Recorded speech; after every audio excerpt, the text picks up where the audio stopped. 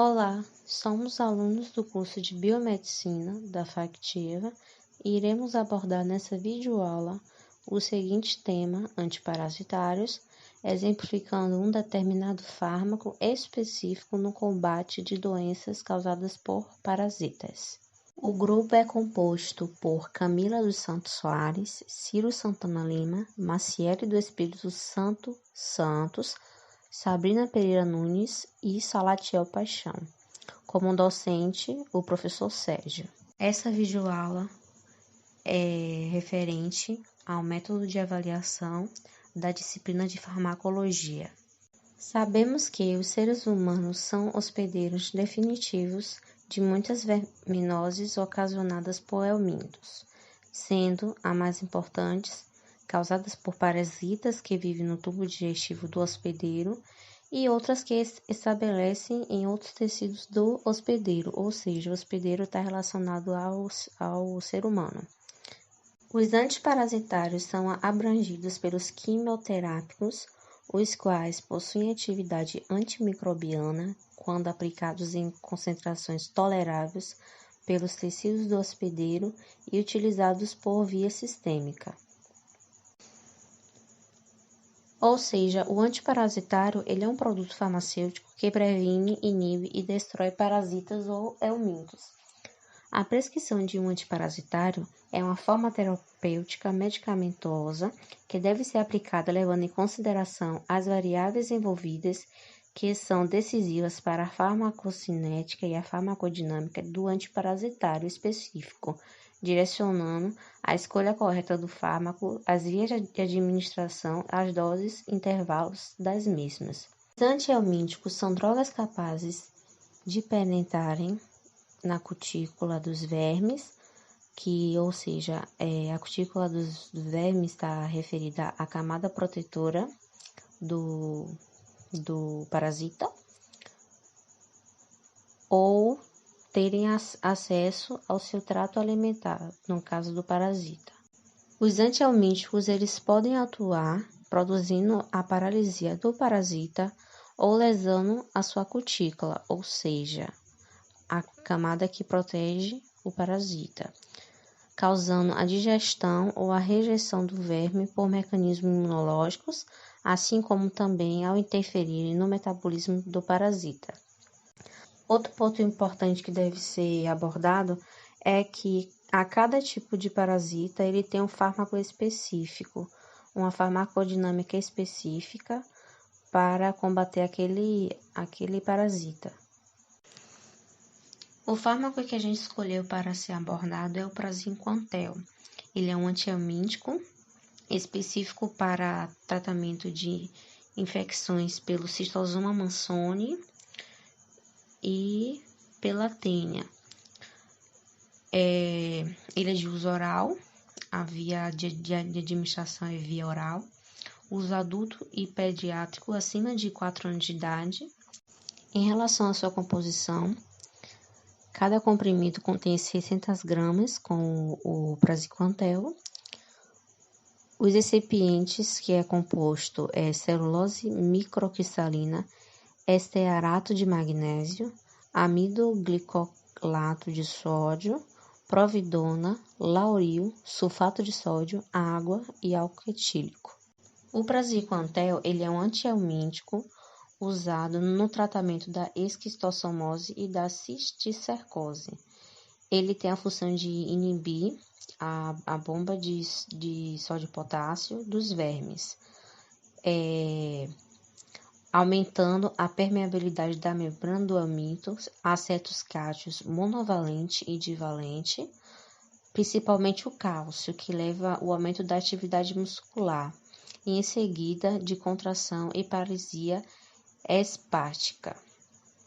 Como consequência, os helmintos se separam dos tecidos do hospedeiro e são rapidamente expelidos. O praziquantel ele também perturba o metabolismo glicídico dos vermes. Logo a mais será explicado como é que ocorre essa perturbação do metabolismo glicídico dos vermes. Olá, meu nome é Salatiel, vou falar algumas indicações para o uso do praziquantel. O pranziquatel é usado para tratar infecções causadas por parasitas como trematoides hepáticos ou cistosomas, vermes pulmonares. Estas infecções são também conhecidas como febre do caracol, esquistossomose ou bilharziose. O esquistossoma ou xistosoma é um platelmito de classe trematoide causador da esquistossomose ou verminose, bastante perigoso e comum em áreas com saneamento precário. Temos também aqui o complexo Tennessee cisticircose. Constitui-se de duas entidades mórbidas distintas causadas pela mesma espécie de cistoide. A tenise é provocada pela presença da forma adulta da Taenia solium, adquirida através da carne de porco contaminada, ou da Taenia sarginata, presente na carne bovina, no intestino delgado do homem. Já a cistercose é causada pela larva de Taenia solium nos tecidos, ou seja, é uma enfermidade somática. Logo, temos a fasciolise, que é uma infecção causada pelo trematóide Fasciola hepática, que é adquirido com a ingestão de agrião contaminado ou outras plantas aquáticas. A Fasciola hepática é um trematóide do fígado de ovelhas e gados. A fasciolise humana acidental, adquirida pela ingestão de agrião contaminado por esterco de ovelha ou gado. Farmacocinética. Após a administração oral, o pranziquatel é rápida e completamente absorvido. A concentração plasmática de pico do fármaco inalterado é alcançada em 1 a 3 horas após a administração de 5 a 50 mg por quilo, variando entre 0,05 e 5,0 microgramas por mililitro no sangue periférico. O pranziquatel, inalterado, penetra na barreira hematoencefálica com 10 a 20% das concentrações plasmáticas sendo mensurada no líquido cerebroespinhal de animais, tanto quanto um pequeno número de casos permite concluir. A concentração de pranziquatel no líquido cerebroespinhal em humanos é de também 10 a 20% do nível plasmático. Desta forma, a concentração no líquido cerebroespinhal corresponde quantitativa e aproximadamente à fração plasmática livre não ligada às proteínas. A meia-vida é de 4 horas e o pranziquatel é eliminado por via renal exclusivamente sob a forma de metabólitos e 80% da dose no quarto dia. A ação antiomítica. O praziquantel é rápido e irresistivelmente absorvido, porém não metabolizado pelos eumintos in vitro. A droga apresenta duas ações primárias e imediatas em organismos suscetíveis. Nas mais baixas concentrações eficazes aumentam na atividade muscular, de contração e paralisia, seguido de contração e paralisia espástica. É provável que seja esse efeito potencialmente reversível que desfaça a ligação dos vermes com os tecidos com os tecidos do hospedeiro, resultando, por exemplo, no rápido deslocamento do xistosoma Manson das veias mesentéricas para o fígado ou para a expulsão de cestódios intestinais para o meio ambiente. Em concentrações terapêuticas mais elevadas, o praziquantel provoca vacuolização e vesiculação do tegumento de parasitas suscetíveis. Se suficientemente pronunciado, esse efeito resulta em liberação do conteúdo do parasita, ativação do mecanismo de defesa do hospedeiro e destruição dos vermes. O praziquantel desregula os mecanismos que controlam o fluxo de cátions das membranas celulares dos vermes, inibindo as enzimas que mantêm o gradiente de íons inorgânicos. Estimula a entrada de sódio e inibe a de potássio, ocasionando a despolarização das células do parasita. Parece ativar de maneira direta ou indireta a concentração de cálcio independente da musculatura do parasita. Há rápido aumento de passagem de cálcio para o interior do parasita, em elevação do tônus muscular. Além disso, o praziquantel perturba o metabolismo glicídico dos vermes, ocasionando redução na adaptação de glicose e liberação aumentada de lactato. Estudos in vitro mostraram que como a parede cística do cisticercus celucosae funciona como barreira, a penetração de praziquantel se faz mais lentamente do que no parasita encistado. Oi, gente. Meu nome é Ciro. Eu vou falar um pouco sobre as contraindicações desse fármaco, ou seja, quando a pessoa não deve usar esse tipo de medicamento. Isso acontece quando há uma hipersensibilidade ou alergia ou a qualquer outro tipo de componente da fórmula, em associação com a rifopicina ou cetoconazol, portador de cisticercose ocular, que é um tipo de verme que dá na região oftálmica, podendo causar lesões irreversíveis, portador de insuficiência hepática ou renal grave, gestante durante o primeiro trimestre da gravidez, e também não menos importante, também isso quando a mulher, as mulheres que estejam amamentando não devem tomá-lo no dia de tratamento, assim como nos 3 dias subsequentes, pois parte desse medicamento sai no leite materno. Se está no leite materno, você fazendo esse tipo de medicamento pode causar algum tipo de danos na criança. Falando sobre a eficácia desse tipo de fármaco, do praziquantel, é a primeira escolha no tratamento na esquizostomose, causada por todas as espécies de cistosomas.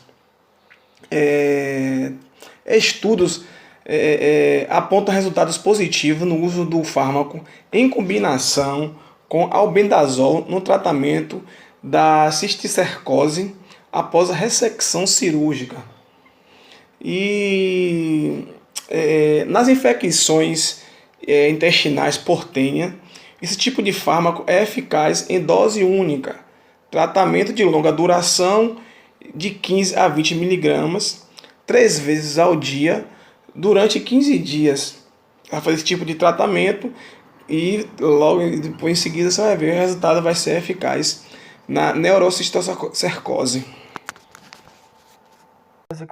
Vou falar um pouco sobre advertências e precauções.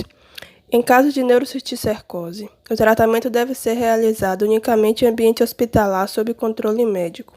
Já no tratamento da cisticercose muscular e subcutânea, não associados à neurocisticercose, pode ser feito de acordo com critério médico em ambiente ambulatorial. Deve-se ter cuidado especial com pacientes com insuficiência hepática descompensada ou esquistossomose hepatoesplênica, pois nesses casos pode haver redução da metabolização do medicamento no fígado, prolongando a meia-vida do fármaco. Nesse caso, o tratamento deve ser feito no ambiente hospitalar. 80% do praziquantel são excretados por via renal. Assim, pacientes com função renal prejudicada têm eliminação retardada. Pacientes com arritmias cardíacas também devem ser monitorados. Já na gravidez e lactação, não existem estudos referentes ao uso do fármaco em mulheres grávidas. No entanto, deve ser feita uma rigorosa avaliação risco-benefício antes da administração do medicamento na gravidez, especialmente nos primeiros 3 meses. Cerca de 20% da concentração plasmática passa através do leite materno da mãe para o bebê. Porém, não existe dados sobre efeitos farmacológicos desta quantidade nos bebês. Assim, é recomendável usar o medicamento somente por indicação médica. Já durante a amamentação, deve ocorrer a amamentação 32 horas antes do uso do medicamento. Já o uso pediátrico, o medicamento não é indicado para menores de 4 anos. Falar um pouco sobre as interações medicamentosas. O medicamento pode ser administrado junto com alimentos. Bebidas alcoólicas não devem ser consumidas juntos com o fármaco nem no dia seguinte ao uso do mesmo. A administração simultânea de antiepiléticos, glicocorticoides, ou cloroquina pode ocasionar redução dos níveis plasmáticos do medicamento. É contraindicada a administração simultânea de rifamicina, pois influencia na redução da eficácia do praziquantel.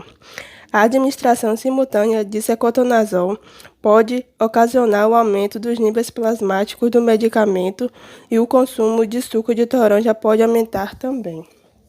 Já o armazenamento. O medicamento deve ser conservado em temperatura ambiente, protegido da luz e umidade. O prazo de validade é de 24 meses a partir da data de fabricação. Não se deve usar o medicamento com prazo de validade vencido e guardá-lo na sua embalagem original. Todo medicamento deve ser mantido fora do alcance das crianças. Posologia e modo de usar. Os comprimidos devem ser ingeridos inteiros durante as refeições com um pouco de líquido. O comprimido apresenta sabor amargo e deve ser ingerido imediatamente, a fim de se evitar vômitos. Se caso necessário, os comprimidos podem ser dissolvidos e administrados por sonda nasogástrica. A quantidade de comprimidos deve ser estabelecida em função do peso corporal do paciente. Para o tratamento da neurocisticercose, é necessário verificar se a doença está em atividade, pois a presença isolada de calcificações cerebrais não justifica o tratamento com a doença, já que traduz a morte e degenerações dos cisticercos. São administrados 50 mg por quilo ao dia, dividido em 3 doses diárias durante 15 dias. Para o tratamento da cisticercose, são indicados 50 mg por quilo ao dia, dividido em 3 doses diárias durante 14 dias. Para o tratamento da esquistossomose, são indicados 50 mg por quilo ao dia para adultos e 60 mg por quilo para crianças acima de 4 anos. Via oral, dose única. Alguns médicos recomendam 40 mg por quilo por via oral em dose única, ou 20 mg por quilo por via oral 3 vezes durante o dia em intervalos de 4 a 6 horas. Para o tratamento de infecções causadas por tênia saginata e sólio, recomenda-se de 5 a 10 mg por quilo via oral dose única. Para o tratamento de infecções causadas por himenolepsinana, recomenda-se de 15 a 25 mg por quilo por via oral, de folobotulato e de filíndio canino 25 mg por quilo dose única. Reações adversas. Os efeitos adversos são transitórios e geralmente não requerem tratamento. Algumas reações são relacionadas aos parasitos ou à sua morte e são mais frequentes em pacientes com alta infestação. No tratamento da neurocisticercose, sintomas neurológicos como convulsão, hipertensão craniana, por exemplo, entre outros, são devidos à resposta inflamatória à morte das larvas. Pode ocorrer distúrbios do metabolismo e nutrição, inapetência, que é falta de apetite, distúrbios do sistema nervoso, cefaleia, tonturas, obnubilação, que é escurecimento da vista e perturbação da consciência.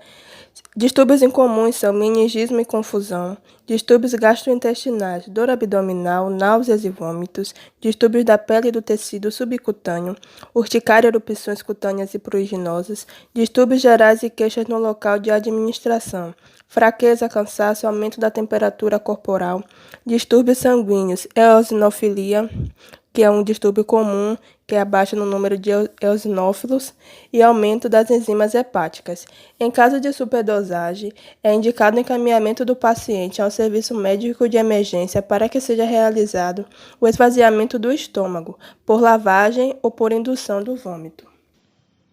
Em relação ao biomédico, aos antiparasitários, a gente pode estar atuando no combate da doença nos exames laboratoriais, como verificar a taxa de eosinófilos, verificar o valor relativo e absoluto para ver se o paciente está com algum tipo de infecção parasitária. Também a gente pode atuar em exames complementares, como na área de imagem, verificando se a partir daquele determinado parasita está ocasionando alguma lesão em algum outro órgão. Por exemplo, a esquistossomose, ela lesa o fígado, então a gente pode estar trabalhando na área de imagem para verificar essa tal lesão no fígado do paciente.